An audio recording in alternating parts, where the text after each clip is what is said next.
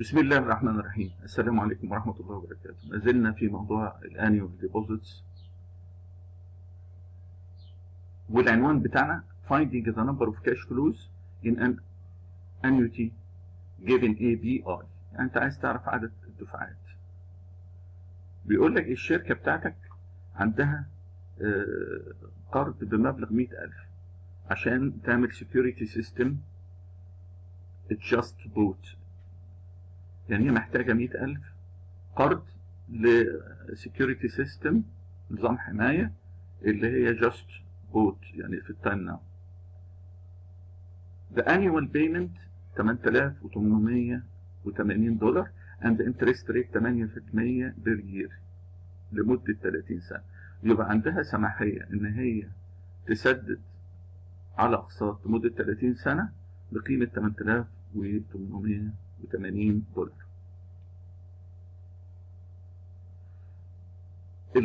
الشركة قررت إن هي تقدر تسدد لغاية مبلغ $10,000 per year. After how many payments will the loan be paid off؟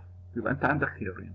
خيار إن أنت تسدد في خلال 30 سنة اللي هو مبلغ 8,880 annual payment. هنا رسمت من وجهة نظر الكمباني بوينت اوف فيو اللي هي بتستلف، خدت فلوس في البريزنت فاليو بتسدد اقساط ايه. ده وجهة نظر البنك ان هو دفع 100,000، السهم نزل لتحت وبياخد فلوس ايه لمدة 30 سنة. ده في الجزء الاولاني. احنا بنكتب ان الماكسيموم ايه فاليو اللي الشركة تقدر تدفعها هي 10,000، ولكن هو ليس الحل الامثل ان انت تدفع على 30 سنة. هنشوف دلوقتي قيمة الانترست. لو فضل الشركة تسدد لمدة 30 سنة يبقى هنا الاي هنعتبر ان هو المعادلة بتاعته A بتساوي B، A over B، B مع البي طارت اللي بتساوي A 38%. شوف الشريحة الثانية. طب قيمة الاي على البي هي المعادلة بتاعتها اي في 1 زائد اي اس ان على 1 زائد اي اس ان ماينس 1، وده الجدول او المعادلات الخاصة بيها. عندي الاي ب 8% وعدد السنين 30 اس 30 1.08، وهنا 1.8 من 100 اس 30 ناقص 1. تحسب الاي على البي في الخيار اللي هو 8,800 لمدة 30 سنة يطلع 0.088. تضربه في البي بريزنت فاليو اللي هو 100,000 يديلك الاي بتاعتك 8,880.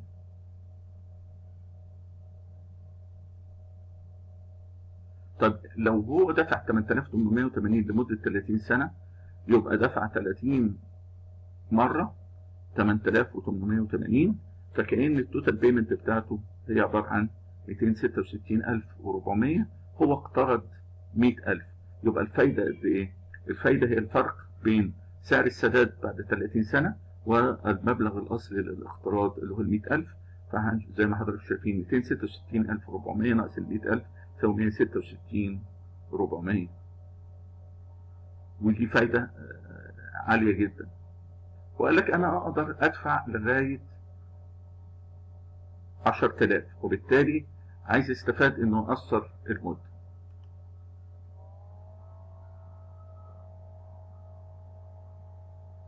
فلو تصورنا ان خدنا الماكسيموم اللي هو الاي تساوي 10,000 مع وجود البي اللي هو الديبوزيت ب 100,000 و8% الانترست، وعايز تعرف كام سنة بحيث انه يدفع 10,000 فقط، يبقى هتستعمل العلاقة A بتساوي B، A على B 8%، وإن هنا مجهولة. بس أنا عندي دلوقتي ال A معلومة اللي هي الماكسيموم فاليو 10,000 والبي 100,000، فالايه على البي هي ال 10,000 على ال 100,000 تساوي 0.1. هنا بتخش في الجدول اللي هو بتاع الانترست ريت 8%، وتنزل بالسهم اللي هو ايه على بي بتدور على قيمة العشرة، انت ما عندكش عدد سنين. ايه قيمة عفوا البوينت 0.10. فلما بتنزل من هنا البداية بتاعتك بعد سنة 1.08 وبتقل لغاية ما وصلنا للرقمين عند ان ب 20 وان ب 21. ان ب 20 يديلك 0.1019 وان ب 21 يديك 0.0998. انت عايز 0.10. يبقى انت بين 20 سنة و21 سنة. هتختار ال 21 اللي هي اقل شوية من تديلك قيمة A على B اقل من 0.1. يبقى الاكشوال A بتساوي ال 100,000 البي في ال A على البي من الجدول. لما n بتساوي 21 هتدي لك توتال بيمنت 210,000 وهو كان مستلف 100,000 يبقى هيسدد فايدة بس ب 110,000. طب لو حابب هو انه يستعمل، هل في دالة في الاكسل بتوصل لي نفس النتيجة عدد السنوات؟ قال لي في دالة بيلت ان في الاكسل في الايكونوميك فانكشن اسمها NPER نمبر بير يير.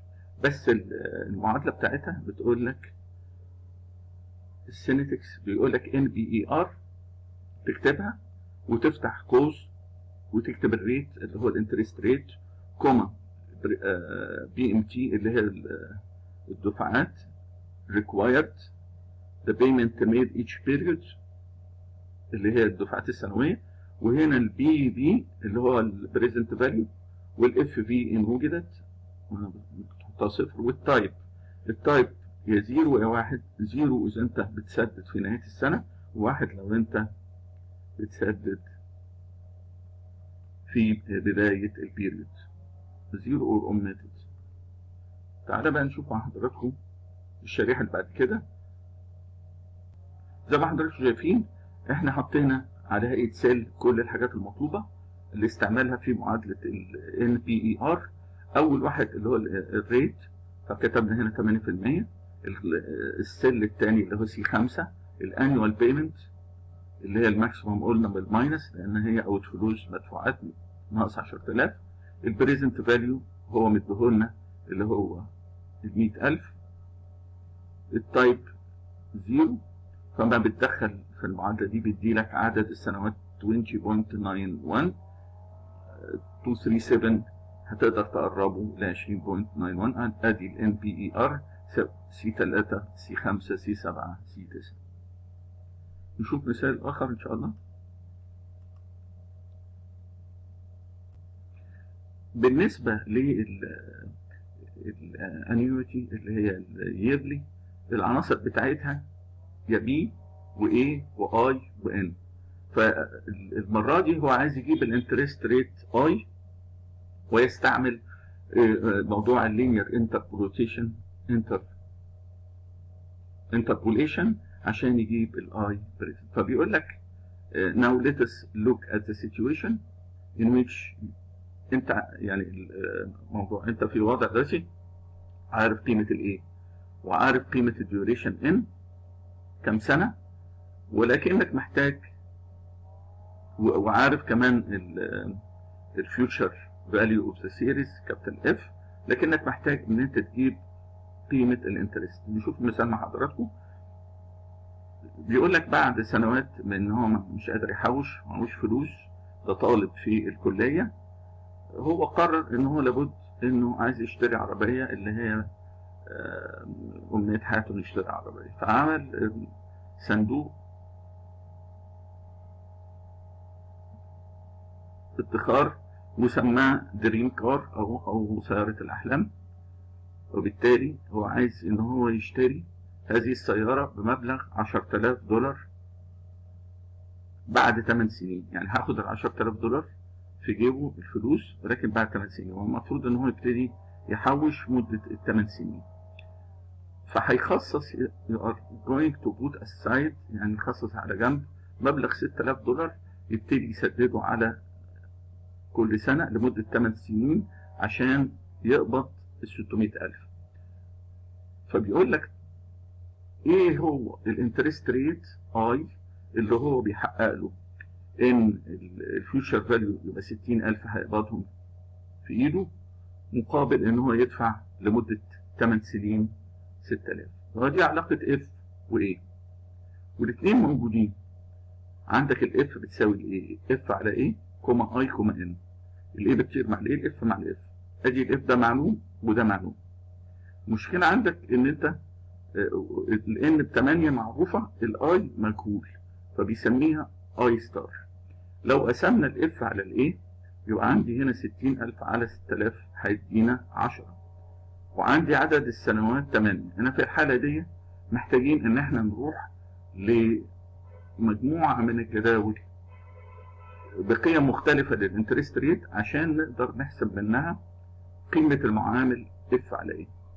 فبنروح في الابندكس اللي وراه، زي ما حضراتكم شايفين ابتدى ب 5%. عنده ده اللي هو جدول الانترست ريت 5%، وانا عندي الاف على الايه حسبناه ان هو 10. فبنزل من هنا وقابل ال8 واشوف الرقم ده هل هو اف على ايه بيديني 10 ولا لا. ففي حالة الانترست ريت 5% اداك 9.5.49. انت بتدور على ال10، فعايز تدور على انترست ريت اللي بعده اللي هو 6%. بتروح على 6% وعندك الام ب8 لغايه ما تتقاطع مع الاف على الايه هيدي لك 9.897. ما زلت ما وصلتش للرقم 10. هتروح بعد كده مباشره للانترست ريت اللي هو يليه اللي هو 7%. برضه عندك ام ب8 وعندك اف على ام الجدول متدرج الى ان وصل الى 10.26. لكن انا عايز دلوقتي الاف على الايه ب10، فهو المفروض بين الرقمين ده. وعشان زياده التاكيد رحت الجدول تاني بيديلك انترست ريت 8%، لكن واضح انه الاف على الاي زد بقى 10.637. يبقى انت هتلاقي عندك الجدول ده بيديلك قيم للاف على ايه متغيره، والداله داله اسيه ولكنها ليست خطيه. فبيعمل ايه؟ فبيلجا الى حاجه اسمها لينير انتربوليشن. لينير انتربوليشن انت بتقول البولينوميال يتم تقريبها الى خط مستقيم بدلاله القيمه الابتدائيه واي نوت زائد الميول بين النقطتين اللي هو فرق الوايات على فرق الاكسات حسب ضرب الاكس ماينس الاكس نوت. اكس دي اللي هي الريت اللي انت بتدور عليه، والاكس نوت اللي هي قيمه المسافه الافقيه للنقطه الاولى. نشوف مع حضراتكم التفصيل بتاع الموضوع ده. عشان نعرف موضوع اللينير انتربوليشن محتاجين اكس وواي اكس. الاكس اكس اللي هو الانترست ريت اللي انا بدور عليه، والواي اكس هيبقى الاف على الايه. طب الاف على ايه اللي انا بدور عليها هي قيمه 10، بس عندي 2 انترست ريت قدرت اطلعهم. المسافه بتاع اللي هم واحده فيهم الانترست ريت اقل من الاف على الايه بتديني نقطه اقل من ال10، واحده فيهم ازيد من ال10. فلو شفنا النقطتين، النقطه الاولانيه بتديني عند 6% انترست ريت، الواي بتاعك اللي هو الاف على الايه بيساوي 9.897. طيب والنقطة الثانية اللي هي لما خدت انترست ريت 7% ونطلع فوق الواي بتاعتها بتديني 10.26. الدالة اللي هي جاية من الجدول هي دالة متغيرة عاملة كده، فانت بتحاول تقربها الى خط مستقيم بحيث ان انت لما بتيجي بالاف على ايه ب10 تخبط في الخط المستقيم تنزل فتجيب الانترست ريت اللي هو هيكون بين ال6 وبين ال7. يبقى تعالى نعرف في المعادله دي مين الاكس نوت ومين الواي نوت. الاكس نوت النقطه البدائيه اللي هي الانترست ريت بتاعتها 6%، والواي نوت اللي هو الاف على ايه يساوي 9.897. طب النقطه الثانيه اكس 1 اللي الانترست ريت بتاعتها هو 7% والاف على الايه بتاعتها 10.26 اهم. ورسمنا بقى الخط المستقيم، ادي النقطه الاولانيه وادي النقطه الثانيه. النقطه الاولانيه الاوردينيت بتاعتها بعدها عن محور اكس واي نوت، وبعدها عن محور واي هو اكس نوت. النقطة الثانية بعدها عن المحور الأفقي اللي هو الانترست هو قيمة واي واحد، والمسافة والانترست ريت اللي هو على المحور الأفقي بتساوي 7%. يبقى الجزء ده سلوب، بتاخد واي واحد ناقص واي نوت وتقسمه على اكس واحد ناقص اكس نوت. عندي النقطة دي الواي بتاعها 10.26 ناقص 9.897 يديني فرق الواي على فرق الاكس اللي هو 7% ناقص 6%، زي ما حضرتك شايفين يديني ان الميل يساوي 0.363. بيقول لك خد الميل ده اضربه في فرق الاكس ناقص اكس نوت واجمعه مع الواي نوت. نشوف مع بعض. انا دلوقتي الواي بتاعي اللي انا عايز النقطة الواي بتاعتها على بعد 10، يبقى البولينوميال فاليو واي بتساوي 10. النقطة البدائية بتاعتي واي نوت بتساوي 9.897 زائد السلوب 0.363 في الاكس بتاعتنا هتسميها اي ستار اللي احنا بندور عليها ناقص النقطة البدائية، نقطة البداية اكس نوت اللي هي 6%. هنعمل تظبيط، هودي 9.897 الناحية التانية من تغيير إشارة هيساوي 0.363 في اي ناقص 6%. بقسم دول على بعض بجيب ان الاي ناقص 6% تساوي 0.283، بودي 6% هناك يبقى الاي ستار بتاعتي بتساوي 6.2837%، يعني كان دي ابروكسيميتد تقرب الى 6.28%، وده امر منطقي لان هي الاقرب كلينير انتربوليشن الى ال 6%، لكن الثانية 10.26 نقطة العشرة تقريبا قريبة من نقطة واي نوت كده.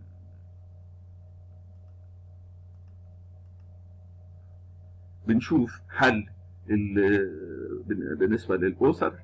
حل الأسر زي ما حضرتك شايفين برضو خد الإكس أكس هو الانترست ريت، جاب النقطة إكس نوت واي نوت زي ما اتفقنا اللي هي الإيه، وجاب في حال 7% جاب النقطة الثانية، وقال لك الكيرف تقريبا عامل كده، بس أنا بقربه إلى خط مستقيم وقدر إن هو نفس الخطوات اللي إحنا أدي النقطة الأولانية اللي هي 9.89 والنقطة الثانية بتاع الإف على إيه 10.25، هو بيدور على 10 فبيمشي أفقي بعد ما وصل خط مستقيم وبينزل فبيجيب الآي ستار اللي بندور عليه.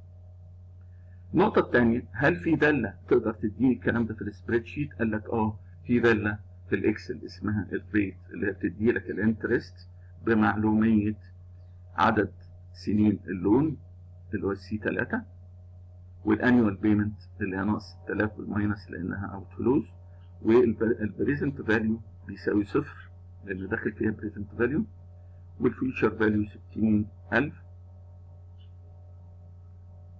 فبتدخل بتيجي عند الخانة دي اللي انت بتدور عليها بتقول تساوي ريت كوما سي 3 سي 5 سي 6 سي 8 اللي احنا دي السيلز بتاعتنا اللي احنا دخلناها في ورقة الاكسل، ودي نفس كلام للمؤلف انه قال لك الاي ستار بيساوي الريت افتح قوس نمبر اوف ييرز الاي اللي هي ماينس 6000 كوما 0 البريزنت فاليو كوما اف اللي هو الفيوتشر فاليو، فبيدي لك 6.29% من السنة. وقال لك لاحظ ان الزيروز انترت في مكان البي في،